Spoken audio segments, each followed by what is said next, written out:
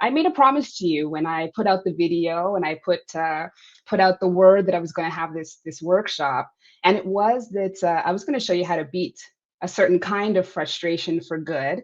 And the good news is that's still true. I'm still here to make sure that you leave today feeling like at least you've got a plan and you've got a way to finally get over the constant hamster wheel of figuring out how on earth do I connect with people in a consistent and genuine way, right? We don't want to hit it sometimes. We want it to be something that's truly consistent, that we can count on, and that we can base our business goals on, quite frankly, right? We're not getting these likes and shares just for fun, although it is. We're also getting it done because we need to meet a bottom line. And so that's what we're going to talk about today is just a few tools that, while not easy, are absolutely simple.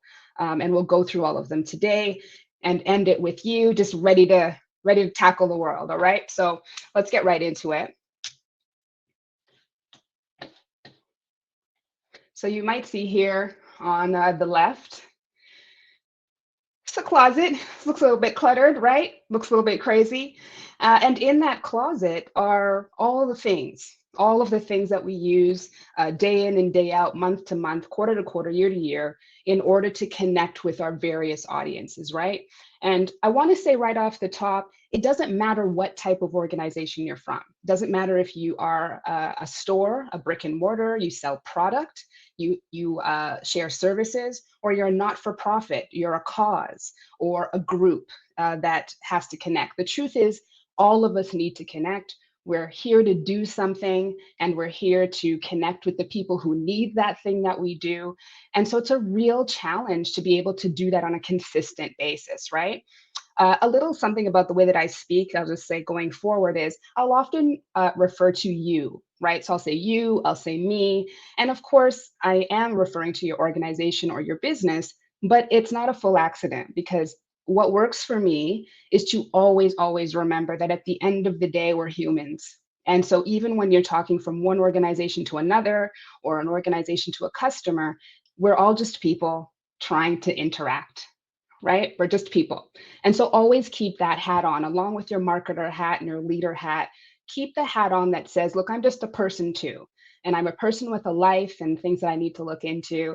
And that will help you at the end of the line. That empathy will come in handy, and we'll talk about it later. So back to this picture. That could be me. It has been. It might be you. But I want to tell you, you can get out of there and we're going to get that fixed up, right? So all of that focus ends up causing a lot of what we see on the right-hand side, right? There is too much to do and too little time. Maybe your donorship is low. Underperforming campaigns of any kind. So let's say it's an ad campaign, an awareness campaign. You put it out there and honestly, what comes back isn't exactly what you were looking for. It didn't quite hit the mark. Maybe it's another delivery of poor content. That is another website mock-up that your team is like, this is not it. This is not who we are. It's not what we wanted this to look like. Maybe you're on the fourth edit of a blog post that you had delivered by a freelancer, and you're like, I don't understand why this doesn't match our tone. I don't understand why this doesn't match what we talked about. You look over at your competitors and they're killing it. They're they're overwhelmed with engagement. People are constantly commenting and sharing their content. They're buying, they're growing. And you're thinking, what are they doing? What are they doing that we're not doing, that they're getting all of this traction that we're missing out on? And what we're left with on this side is a distracted and sporadic audience, which, I just said a second ago, is an audience that you can't count on. And if that audience can't be counted on, then you can't meet your business goals, which again is your job. That's what you worry about. So every single day, all of us, we get thousands of messages. Literally, statistically speaking, we all receive thousands of messages every single day from the minute you wake up. And if you grab your phone, I'm not going to pretend I don't do that, and all the way to the end of the day when you're, finally going to rest your head, you've gotten a lot of messages. And not only have you gotten a lot of messages, there's a lot going on. So there's a lot of moving pieces in your workplace and with your job or with what your purpose is, what you're here to do, but also in your life. So generally speaking, in your life, there's a lot happening. There's a channel that we're all tuned into, and it's ours. And that there's nothing wrong with that. It's human nature, right? You live in your own body, you live your own life. And so that's the channel you're tuned into. So for something to get you out of that, for something to move you from your channel, it has to answer the question, why should I care? And it may sound a bit flip or a bit rude, but even when I do public relations work, it's something that I always say right off the top. I say, who cares? And it's not a rude question, it's a real question that you've got to answer. And so we do that for ourselves, don't we, every day? We ask, why should I care? Do I need to move away from what I'm doing right here to pay attention to that? Or can I just bat it to the side because I'm super busy, right? We're focused on ourselves. And so our job then as organizations and businesses is to interrupt that channel in the best way. And the reason we're interrupting it is not to be annoying, not just to interrupt for interruption's sake, but so that they can hear our message. So they can say and realize, oh, okay, this is worth turning my attention to because it's solving a problem for me, or it's something that I have been searching for. And look at that, I finally found it, right? But on the other side of things, back to this closet over here, we're really worried about the how. It's really easy to get off of, the sole reason you're really doing what you do and really focus on all of the ways that we try to connect. And so I'm going to refer to those things as trains, and it'll make more sense later. But you know what a train is? It's a vehicle that takes you from A to B, and that's what all of these things are. And so what I submit is that while we're so busy worrying about what train, is that we're forgetting about the destination. We're forgetting about where we came from, and we're forgetting about where we're going. And that's the reason for the disconnect. But the good news is you don't have to stay in this way.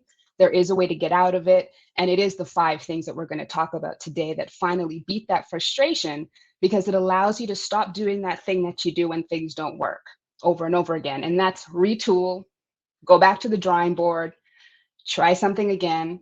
And of course, we have to test, right? That's never going to go away. But going back to the drawing board is costing you time, it's costing you money. And it's also the reason why you're so frustrated, why I've been frustrated, why clients of mine have been frustrated. It's because it is missing the mark in a constant way, and you really can't figure out how to get out of it. But as I said, you don't have to worry because there is a way to get out of it. All right. So there is a business book that I really, really love. And the author is Steve Woodruff. The book is called Clarity Wins. You may have heard of it. It's a bestseller. It is not a new book. It's been on the shelves for quite some time. And you may think, well, Mercedes, you write, you're a communicator. What are you doing reading business books? And I mean, I've got a business, and my clients have businesses. And also what I find is with Steve is that what he talks about is being the core of his business, which is that he is the clarity king. That's what he does. He goes into businesses and he helps them find clarity. And I'm like, hey, me too. That's also what I do in a very different way. And so a lot of the things that he writes about rings true to me and really influences my work, and it influences the work that I do with my wonderful clients. So I'll read this quote out to you, and it says, if the audience doesn't quickly find a benefit that touches them or someone they care about, they will tune out the message as useless noise. That means that you can have the best product or service out there, but if I don't feel the value, my ears and wallet remain closed. Ooh, take a second. You can wear your marketer hat, your communicator hat, and your human hat and realize, well, that's the problem, isn't it? We talked about all the messages that we're getting all the time, every day, how often we're being told what to do, what to like, what to wear. And here you come trying to sell me something.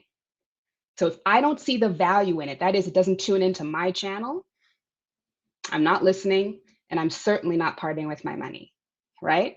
And that's the trouble right there. If they don't see anything when they interact with you that compels them, they keep moving, right? That's what I do in my real life. I keep moving. I don't have time to sit and wait on something that I don't know if it's going to work for me. I don't think it's for me. So I like to take big problems and boil them down until we can see that they're a lot more manageable than they appear at first. So we've just taken our big frustration, right? We're stuck looking through that closet, trying to figure out the tools that are going to work. And I said, okay, look, according to Steve, It's about value. And that value is directly related to my ears and to my money, right? So let's drill it down a little further with one more in the last quote from this book, and then I promise we'll move forward. But it's so helpful. And that is this. And this is pretty much the core of my philosophy, and it's the core of what we're talking about today. And it is that clarity is defining what you do best for your marketplace and identifying exactly what types of clients you're seeking to serve. Hold on. So we've just taken something really big. So you are toiling every day to try and figure out, how on earth do I consistently connect with these folks? How do I get them to keep coming back for more? How do I find new people who I know want to get into what I have to offer? And it is this. A, you have to define what you do best in your marketplace. And you've got to identify the exact types of clients you're seeking to serve. And I want to pause there for 1 second to point out something, which is that the way that Steve has written this is to say, you need to identify the clients you're seeking to serve. You might think either I already know that, or aren't I supposed to cast a net and draw them towards me? And I submit, no, it's the opposite way. You first need to be solid about what it is you have to offer. What do I do best? And then you need to determine who are the people who need that thing that you do best. So it really is internal, right? It starts there where we're always told to go external. Learn the tools, learn the platforms, learn the apps, and they'll come. But the truth is, you've got to start at home. So we're building a house, and this is the floor. This is the foundation of that house and has to be built strongly, otherwise it doesn't last, right? We know that. There's parables, there's all sorts of things that tell us that, and we know that to be true, that if you're not building a solid foundation, of course, you're going to have to keep coming back and try to rebuild. But who has the time and who has the resources for that? Not you, because you're busy. So let's get into how to get out of this. All right. So I pose the first pillar, okay? And it's purpose. And purpose asks, what are you here to do? And this goes beyond nuts and bolts. It goes deeper than logistics, distribution, product. What it does is go past the how. So remember what we said, all of those things are trains. We're focused on the how. We need instead to focus on the why. Before we get to how we're going to do something, we need to determine, well, why are you doing it? Why are you here? What is your purpose? And this should have an air of aspiration to it because of that, because it goes deeper than what we can just sort of list off as an amount of tasks that we do every day to an end goal. Instead, we're saying, no, no, no, this is my reason for being. I get up every day to do this in some way. The way that I do it varies, but this is why I'm here. And you've got to answer that question, right? So, as a quick example, I love shoes. Stereotypical, I know. And so, of course, there's millions of places where I can get shoes in this world. I can go online or to a number of different stores all over the world and buy shoes for my feet in any style, any color, anything that I need, right? But let's think about the stores for a minute. That doesn't help them so much, right? So if I'm a shoe seller and there are literally millions of other shoe sellers, well, what sets me apart? What makes you, Mercedes, the shoe lover, say, hey, come buy from me, come on over, come and buy it from me. So if we're comparing two stores that we might recognize, I'm in Canada. I know a couple of you are here from the States. So we have the Runner's Room and a store called Aldo, and they both sell different types of shoes. Aldo is more fashion. Runner's Room is pretty self-explanatory. So let's take the Runner's Room for a second and talk about what do you think their purpose is? Well, you could say to provide quality athletic footwear. It's true. It's not wrong. That is a true statement. That is, in fact, what they do. But that's not going to compel me to buy shoes from them. So, what if we went deeper, as we want to do when we're trying to determine our purpose? And it was that the runner's room supports making your dream of becoming a runner a reality. That's why they exist. Sure, they sell shoes. Sure, they sell running shoes, but they also have expertise in the store. They have a community that goes beyond their store that you can join.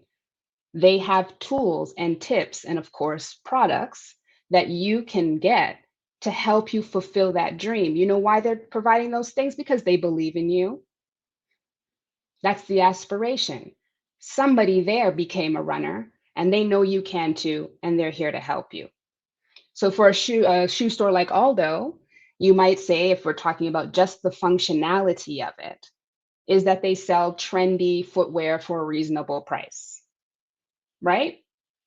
Or is it that they help you to put your best foot forward, to present your best self, no matter where you stand in the economic line? You can walk out looking just as good as somebody who's got a little higher budget to work with. It's aspirational. And that is more compelling, isn't it? They both sell shoes, but their purpose is really different.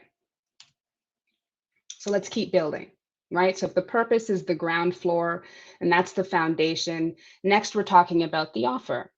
And the offer asks you to figure out, what do you give that no one else can? And what I say when I'm talking about offer and how to frame it in your mind, it's the physical outcome of your purpose. So our purpose was aspirational and beautiful and compelling, but it isn't a thing yet. It's just an idea, it's a concept. It's not a real thing, right? It's not a shoe yet. So the offer then is how you manifest that purpose in a tangible way. What is it you can literally put on the table and offer that no one else can? Now, of course, we're keeping in mind technically, lots of people do what you do. We talked about that, right? I'm a shoe store, millions of other shoe sellers. So the offer, it has to be something that is a little different. It doesn't matter if it's a sliver or a mile. What do you do in your realm that is the best? It's different. And you can see too how it's so important to pinpoint that exact intersection, because that's the key, right? That's the thing that people are going to look at and say, well, I have to get that. That's what you're offering? They're not offering that. I'm coming to you. But it's so important to know, what is your real offer. So just as I said with the purpose, to go deeper than logistics and product and distribution, is to say, what do we really have to offer? It doesn't yet have to be something like a price. You don't need to have a price point. You don't need any of that yet. But you need to know, what are you here to give? What are you here to offer? What can I, the person who's tuned into my own channel, get from you, right? And it's crucial to be able to articulate this in a really concise way, because the other enemy to connection these days is time. We just don't have a lot of it. So not only am I being inundated with thousands of messages a day, I have split seconds sometimes to decide if this is something that needs my attention or something that I need to move on from. And so you need to be able to articulate that offer so concisely and in such a compelling way that I absolutely turn my head and turn to you, right? Let's keep going. So next we'll talk about the promise. And you might say, well, hold on a second. Didn't we just talk about the offer? Isn't the promise the same thing? The words are often used interchangeably, right? A lot of times people will say, brands will say, oh, it's our promise to you. And it's like their cool marketing tagline. They have a really great line, and that's what they've said is their promise to you. But what I'll say is this: the difference is that if your purpose is your why, right? Your purpose is your reason for being. Your offer is the what, right? The promise, that's your covenant. That's you saying that based on who we are, what we're here to do, and what we do best, this is the promise we can make to you. This is what we will deliver every time.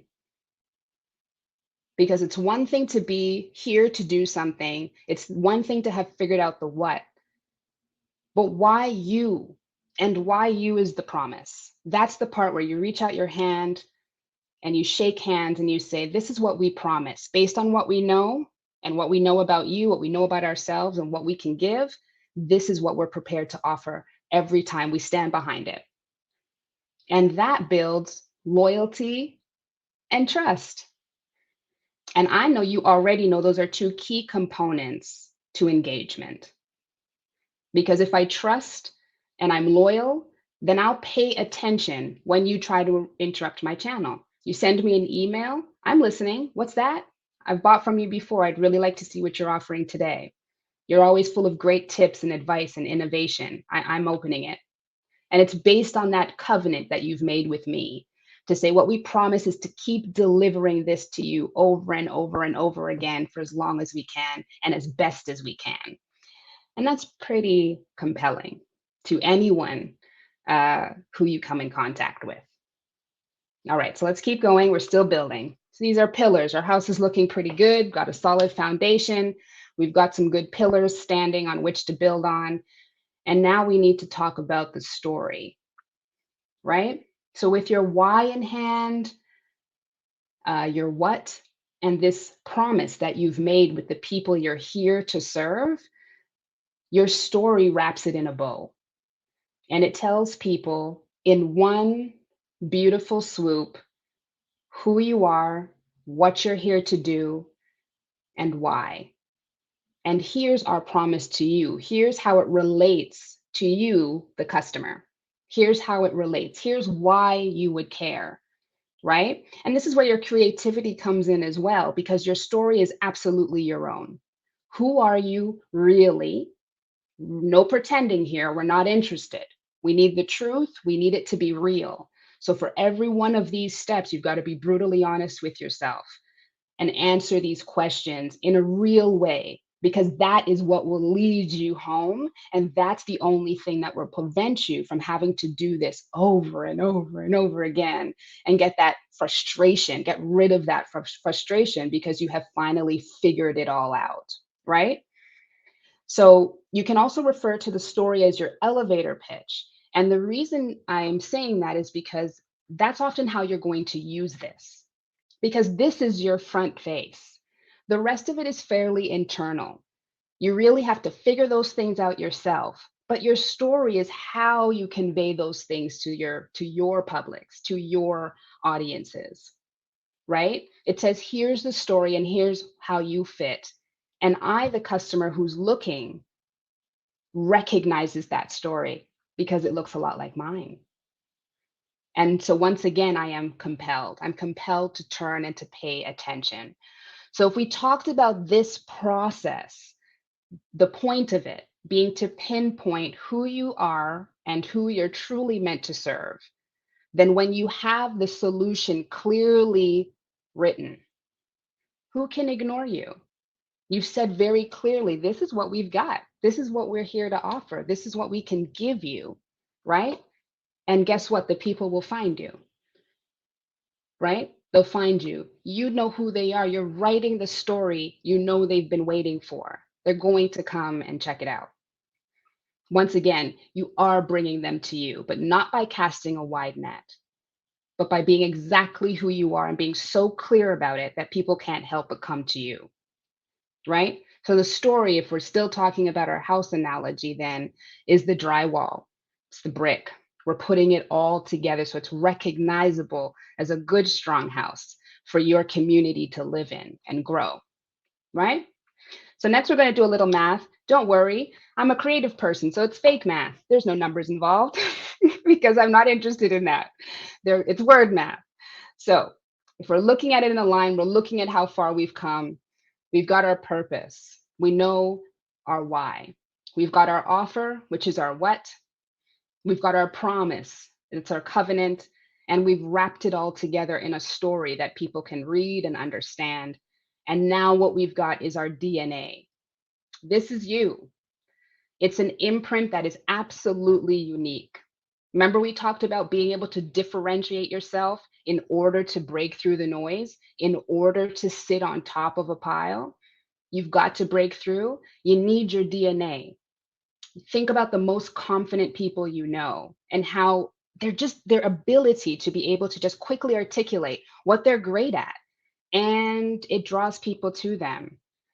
because we like that as humans. We like when people have things figured out. And I love when someone has figured something else for me.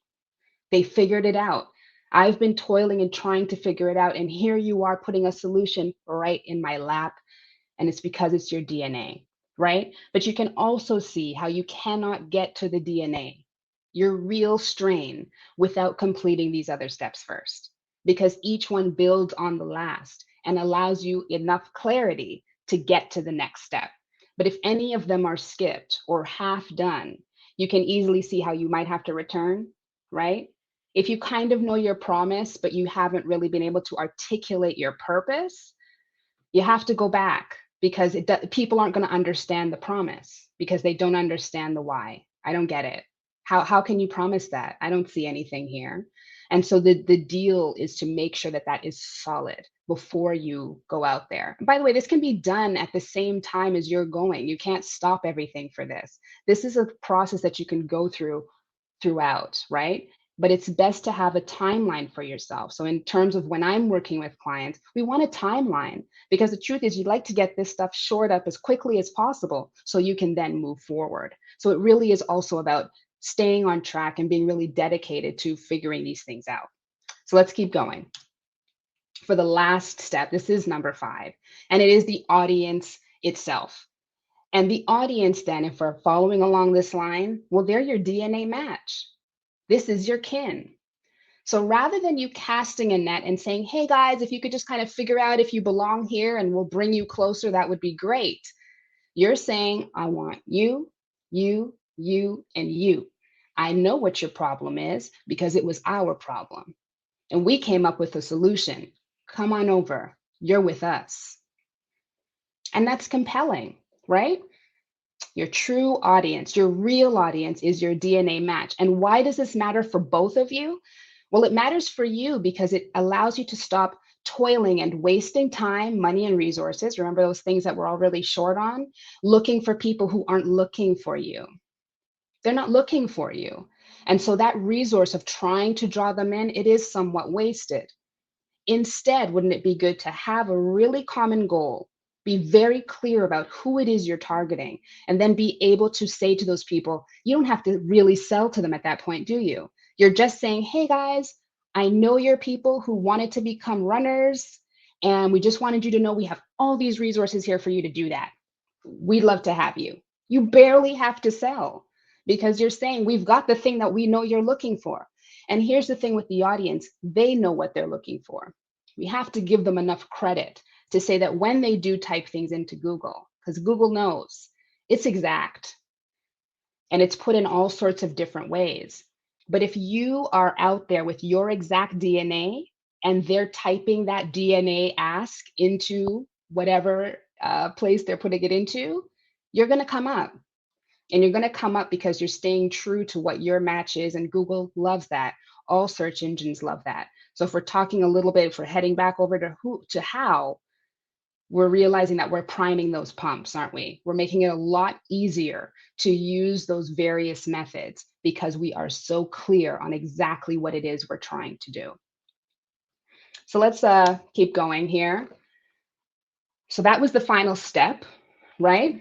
So now with your DNA fully decided, your audience in clear view, because of course they're your kin, they're your DNA match. What you now have is your unique value proposition. So here's me inserting some more business wording, but this is important, isn't it? Because your UVP is precisely how you will stand out. It's precisely how you will break through the noise. It's the thing that you use to cut that film, right? It's the nugget as well that everyone in your organization needs to do their part. Think about sales. You probably have heard salespeople refer to this UVP. It's key to them. It's what they take and place in front of somebody and say, yeah, we know what your problem is. We've done a ton of research. We realize what your problem is. And guess what? We literally exist to solve that problem. Here it is, really quick. Marketing. How much less time could they spend figuring out content if they knew your unique value proposition, the thing that sets you apart on that whole big internet with all those articles, all those messages? You're unique. There is no one else exactly like you. So what if they could just use that? They'd never be out of ideas. Think about customer service. How much better could those folks handle rebuttals, protests, calls that say, I think I'm going to return this thing? If they understood your difference, if they understood your value, how much better equipped would they be to handle those calls in the best way possible? Fundraisers, your board, freelancers. This is what you need to evangelize everybody. Because remember, we're talking about working smarter, not harder. We're talking about taking the time that you have and using it wisely so that you can get to the business of doing what you do, right? So you've got to get this in order so that you can evangelize everybody and everybody's better equipped to do what it is they do. You can leave them to do their thing because everybody is working together towards a common goal. Instead of anybody being confused, not being sure about what it is they need to do or why are we doing this? Why did they ask us to make these calls? Why are we sending these emails? Instead, everybody understands. And as you understand, of course, that workforce is also part of your audience. And they're that core group that is going to help evangelize you outside. These are the people that are going to take you and send you on those trains to people who need you, to the people who are looking for you. And here's the part that helps in terms of future proofing your business. And that is that it prevents you from being distracted from your purpose. Because sometimes when you put this UVP in front of people, what you probably understand by now is that there will be some people that say, oh, no, thank you. That's not for me. And that's great. That's one of the best things you can get because that's a resource you get to take back and put somewhere where you know it's going to be productive. If someone asks you to get into a new line of business, into a new thing to offer a different service, you can proudly say, you know, that sounds amazing, but we're not the right ones to do that. It's not for us. We stay focused on what our purpose is and we make sure that we fulfill that. Or if we think a change needs to happen, no problem. We can change the offer. We can change the promise. It's not a problem, but it still needs to be intact. And it keeps you from, again, toiling away, looking for audiences, looking for customers, looking for lines of business that just don't make sense for you. And it buys back that time so you can use it far more wisely. Okay? So if we're pulling back and let's look at the whole formula all together, we're going along this line. We figured out our purpose. We know our offer. We've made that promise. We have our story. That gave us our DNA. And when we found our DNA match in that audience, we now have our UVP. We now have the thing that we need that if we need to go into, if we're a startup and we need to go in front of venture capitalists and ask for an investment, if they know you've got this down, they're ready to invest so long as you match. You need people to get behind you in terms of partnerships for donorship. You need corporate partners to help you fulfill your mission, to fulfill your vision.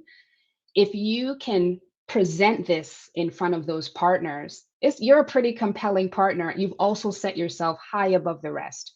Many people who go in front of others for investment, they don't have this down.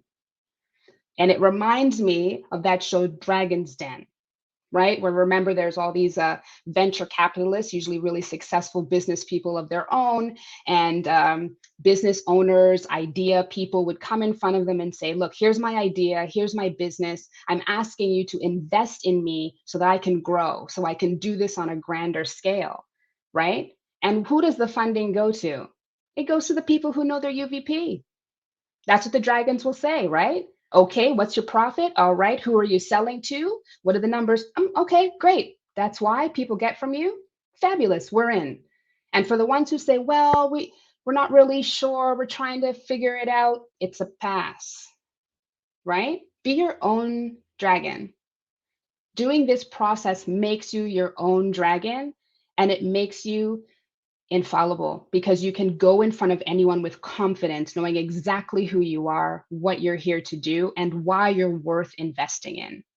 And whether that's an investment of money, of time, of engagement, of sales, it doesn't matter. The point is, I get it. And as so long as it's what I'm looking for, I'm in, right? I'm in. So look at this beautiful closet. It is a lot nicer than the first one we looked at the beginning. That's because it's all nice and organized and compartmentalized. Look at all the lovely baskets and boxes. Everything's organized. So remember I referred to these things earlier as trains. We can bring that back. So trains, of course, are just tactics. And if you think about it, on a train, everyone on that train is certainly going in the same general direction, but they're not going to the same place. There's lots and lots and lots of stops along the way. And you're one of those stops. You're one of the stops. And your job is to make your station so obvious and so compelling that as I pull up on that train, I know you're my stop. I need to get off here, guys. This is exactly what I was looking for.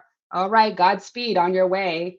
Instead of me looking out the door and going, I don't know. You know what? That stop higher up the street, that looks a little closer to my destination, looks a little closer to what I'm looking for. I'm going to go ahead and pass this station by, right?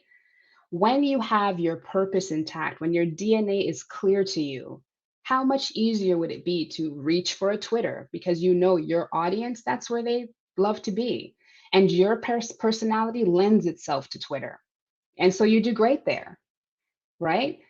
How much easier would it be to know, okay, we need to combine an email campaign along with some ad spend, and that will help us to fulfill this particular goal that we have for this month or for this quarter, right? All of a sudden, you're working with a clear direction and strategy. You're getting what is really the holy grail in business, and that is unsolicited testimonials and referrals. Because we also know that the biggest champion of what you do is the people who've used it. There's nothing more compelling than me saying, I went to the runner's room and let me just tell you how these people took care of me. I got the shoes that I needed. They helped me to get like a jacket, that so I could keep running through fall. And then they hooked me up with a community running group because I was like, none of my friends run. How am I going to get started? And they said, you don't need anybody. We've got people who are already in your area. They get together every Saturday. Join them. Join them. It's for all levels. It's for all levels. Get in there.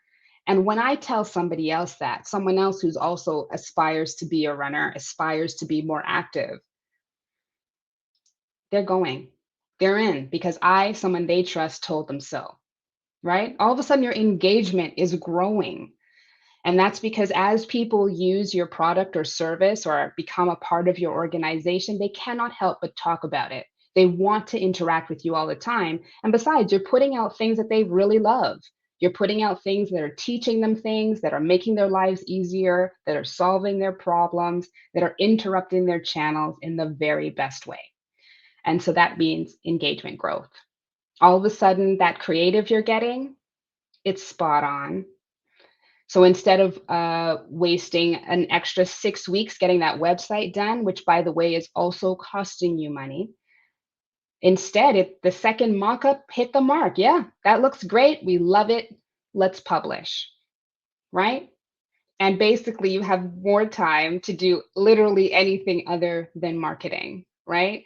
We, as we said, don't have a lot of time. You have to actually run the organization that you're part of. You actually have to work at that business. You've got a lot of moving pieces to make sure that you're successful. And while marketing and communication obviously is a huge piece of that, it's certainly not all of it.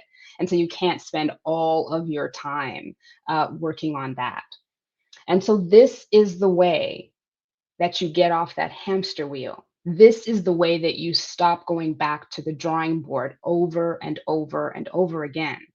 Think of how much more effective everything you do from here on out will be because you can always just refer back to your DNA. Lost your way a bit? No problem. Go back and look at it. What's our purpose? What's the offer? Right? Not sure if you should get into a new line of business? Go back and look. What should be the angle of your new ad campaign? Go back. Go back and look. If you hand that UVP to a freelancer, to a consultant, to a marketing agency, to an ad agency, they're going to deliver better product back to you, and product that helps you meet those business goals because they too are now very clear on what it is you're trying to convey. So instead of toiling back and forth and figuring it out, we're good to go. So my hope is that as you go through this process, that you'll be able to get off the wheel. And I know that you can do this. It's about dedicating some time, dedicating a little bit, a few resources to make sure that this is something that gets done, right? And then the tactics can vary. There's lots of great wisdom out there about the various tactics we can use. And of course, everybody is different. And so the tactics that you use to actually fulfill those goals will vary widely. But the point is that you're coming from a place that ensures that everything that you do has wonderful purpose and result. Okay, so that's it in a nutshell.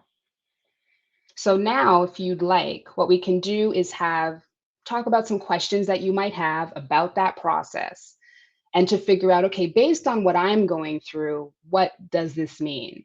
So this is something that, of course, in my work that I do often, and that, even now I'm in the process of constantly streamlining to help folks be able to move through these steps in a timely way so that they can get back to business, right? And so you can do this on your own 100%. It just takes a commitment of time to say, let's set a deadline for when we want this done and let's really work it out. It's not easy, but as I said, it is simple. It's sometimes difficult to really break things down or to change, right? That's scary too. If you've already kind of been going along a certain line, you might be thinking, well, gosh, we can't change now. How can we're supposed to dismantle it? Not at all. Not at all. While you continue to run, you figure these things out, and then automatically what you're currently doing just becomes tighter and becomes more successful because it's more finely tuned. It's more exactly right. If you need to throw it all out and start again, that's fine too. But in many cases, you might just need to tweak a few of the parts, a few of the steps, and move forward from there, right? It's really doable and really attainable. All right. So, do you have any questions in terms of your own situation or any questions about what we've done here today? I'll take a look over. You'll see me looking to the right so that I can see the chat and check out what we're saying. Comments are welcome as well. So, let me see here.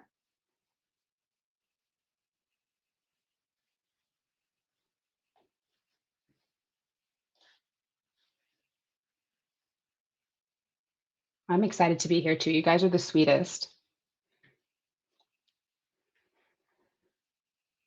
Okay, so hi, Daryl.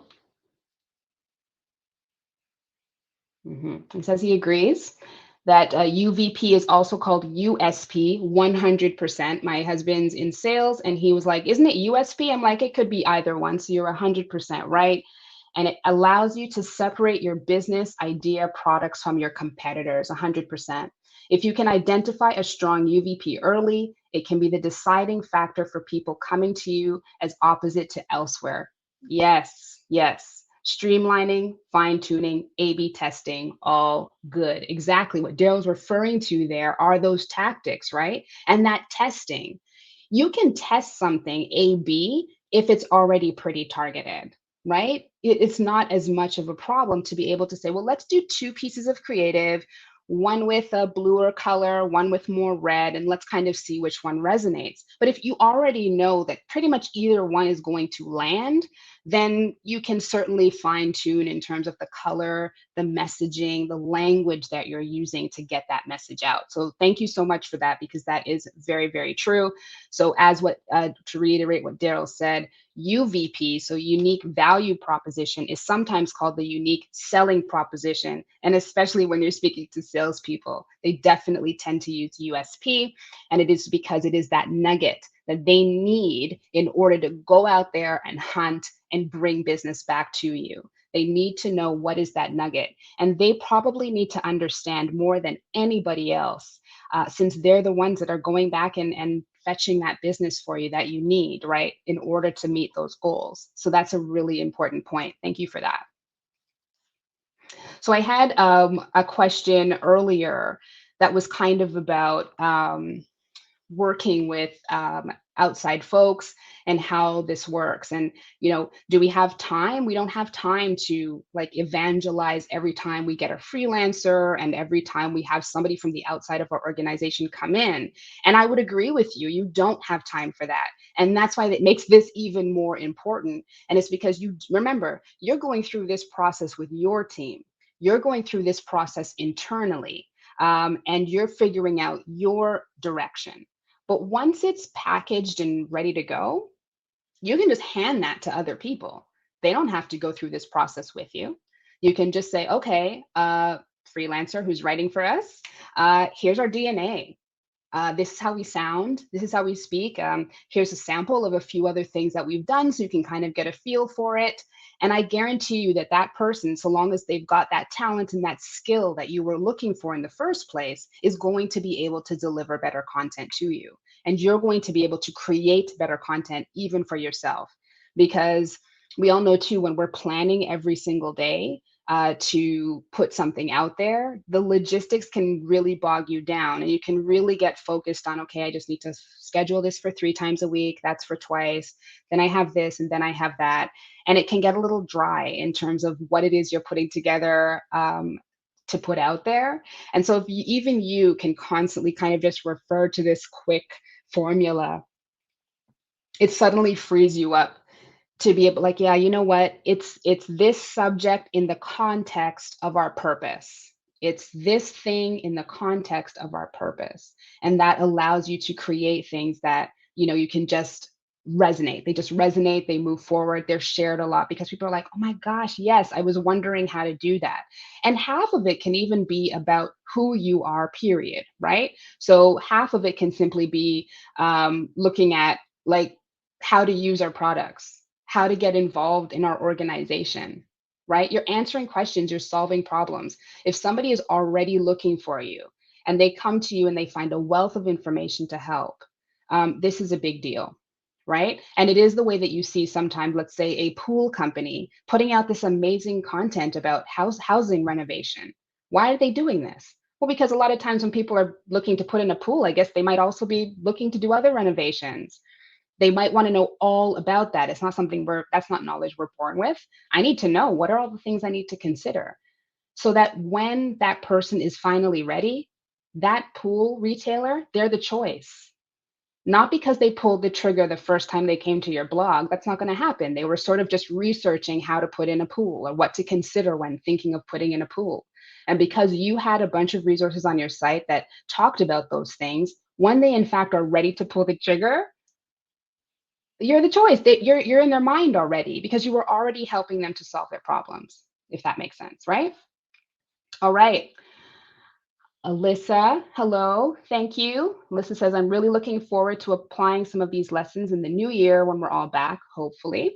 Yes, amen. Refreshed and ready to stand out. New year, here we are messaging. Very true.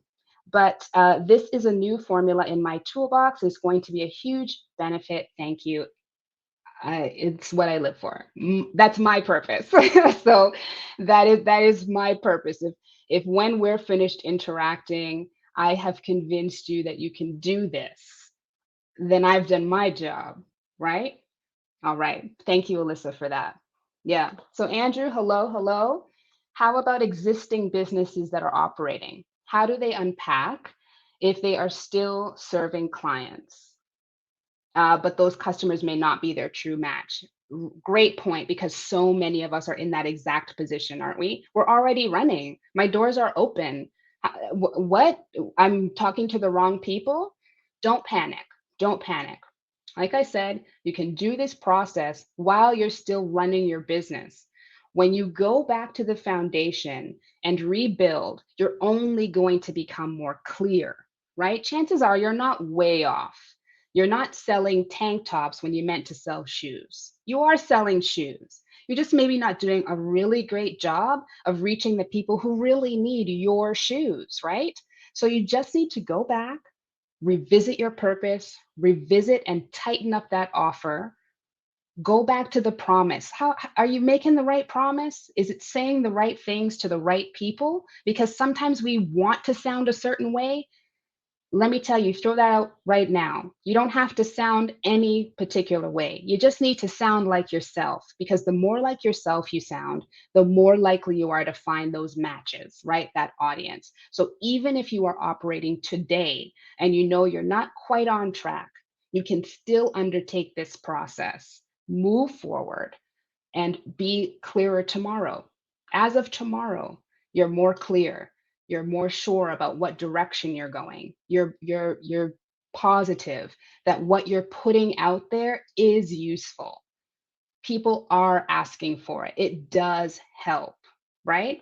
And then of course you can take all of that, and it's just a beautiful circle. It just cycles right back into the business, because as we talked about, you're getting those referrals, you're getting those testimonials, you're getting that engagement, and that breeds more of the same, right? When I go to a website and I see a testimony and I think, yeah, that's pretty cool, or somebody tells me something about it, and I check it out and I try for myself, I'm kind of compelled to talk about it too, right? Because I am so happy. That doesn't happen all the time, right? It doesn't always happen that what someone says they're going to deliver to you, they in fact do.